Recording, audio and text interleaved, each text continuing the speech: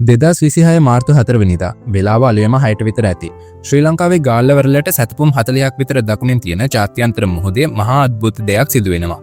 ඉරාන නාවික හමුදාවේ අභිමානය වුණු IRIS ඩීනා යුද නැව කිසිම අනතුරු ඇඟවීමක් නැතුව එකපාරටම දෙකට මැදින් පුපුරා යනවා. මීට තප්පර කිහිපයකට කලින් මුහුද යට හිටපු අදෘශ්‍යමාන මාරයෙක් ටොපිඩෝ ප්‍රහාරයක් එල්ල කරලා තිබුණා.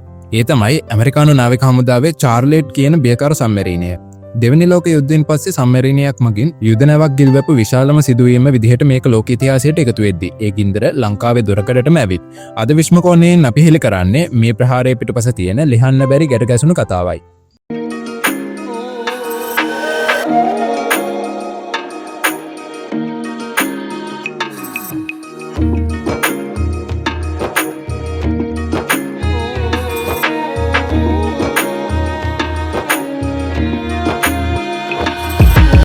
අංක 1 මිත්‍රත්වයේ ගමන මරණීය ගුලක් වූ හැටි.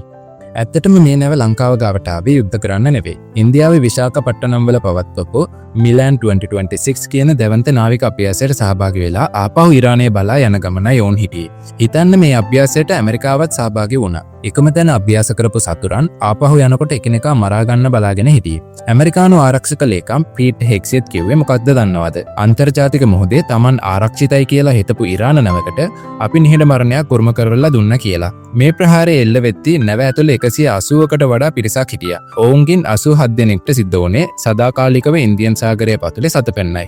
අංක 2 ලංකාවේ මානුෂීය මෙහෙයුම. ප්‍රහාරයෙන් පස්සේ මුහුද පුරා තෙල් තට්ටුයි මලසිරුරි විතරක් ඉතුරු වුණේ. ශ්‍රී ලංකාවේ නාවික හමුදාවට සහ ගුවන් හමුදාවට මේ ඩිස්ට්‍රෙස් කෝල් එක ලැබුණ ගමන් ඔවුන් වහාම ක්‍රියාත්මක වුණා. ජාත්‍යන්තර මුහුද නීතිය අනුව විපතටපත් වුණේ සතුරෙක් වුණත් ඔවුන්ව බේරගන්න එක ලංකාවේ වගකීමක්. අපේ සෙබළුන් ජීවිත අවදානම නොතකා සෙබළුන් 32 දෙනෙක් පණ පිටින් බේරගත්තා. බරපතල තුවාල ලැබූ ඒ සෙබළුන්ව ගාල්ල කරාපිටිය රෝහලට ඇතුළත් කරනකොට මුළු රෝහලම යුද පිටියක් වගේ වුණා. ඇමරිකාවයි ඉරානයේ ඇවිලුව කින්න නිවන්න මැදට පැනලා වතුර ගැහුවේ පුංචි ශ්‍රී ලංකාවයි. අංක 3 දෙවෙනි නැවේ අභිරහස. මේ අතරේ තවත් භයානක දෙයක් සිද්ධ වෙනවා. ඉරානයේ දෙවෙනි නැව වුණු IRIS බෝෂ තමන්ටත් ඇමරිකාවෙන් ප්‍රහාරයක් එල්ල වෙයි කියන බයට ලංකාවෙන් රැකවරණය ඉල්ලනවා. ඒ නැවෙත් සෙබළුන් සහ පුහුණු වෙන කෙඩෙට් නිලධාරීන් 200කට වඩා හිටියා. මුලින්ම මේ නැව කොළඹ වරායට එන්න හැදුවත් ආර්ථික සහ ආරක්ෂක හේතුන් මත ජනාධිපති අනුර කුමාර දිසානායක මහතා තීරණය කළා ඒ නැව ත්‍රිකුණාමල වරායට යොමු කරන්න. දැන් ඒ නැවේ හිටපු 204 දෙනෙක් වැලිසර නාවික කඳවුරේ ආරක්ෂාව යටතේ ඉන්නවා. ලෝක බලවතුන් දෙන්නෙක්ගේ ගැටුමට ලංකාව මේ විදිහට මැදි වෙලා ඉන්නේ මීට කලින් කවදාවත් නැති විදිහටයි. අංක 4 අවසානය සහ ලෝකයට ඇති අනතුරු ඇඟවීම. දැන් තියෙන ප්‍රශ්නය මේකයි. ඇමරිකාව සහ ඉරානය අතර යුද්ධය දැන් මැදපෙරදිගෙන් එළියට ඇවිත්.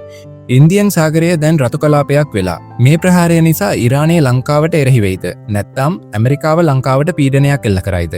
ජාත්‍යන්තර විශ්ලේෂකයෝ කියන්නේ ඉරානය මේ ප්‍රහාරයට අනිවාර්යයෙන්ම පරිගන්නා බවයි. ඒ පරිගැනීම සිද්ධ වෙන්නේ කොහේද? කවදාද? කිසිම කෙනෙක් දන්නේ නැහැ. හැබැයි එක දෙයක් විශ්වාසයි. ඉන්දියන් සාගරය ලේන් තෙත්වුණු මේ මාර්තු 4 වෙනිදා ලෝක ඉතිහාසය වෙනස් කරපු දවසක් වේවි. ඔබ මොකද හිතන්නේ? ලංකාව මේ ප්‍රශ්නයට මැදිහත් වුණු එක නිවැරදිද? ඔබේ අදහස පහලින් කමෙන්ට් කරන්න. මේ වගේ සවිස්තරාත්මක ඇත්තම කතාව දැනගන්න විශ්ම කෝණයේ අදම සබ්ස්ක්‍රයිබ් කරන්න. මම ඔබේ මිතුරා. මීළඟ වීඩියෝවෙන් හමු වෙමු.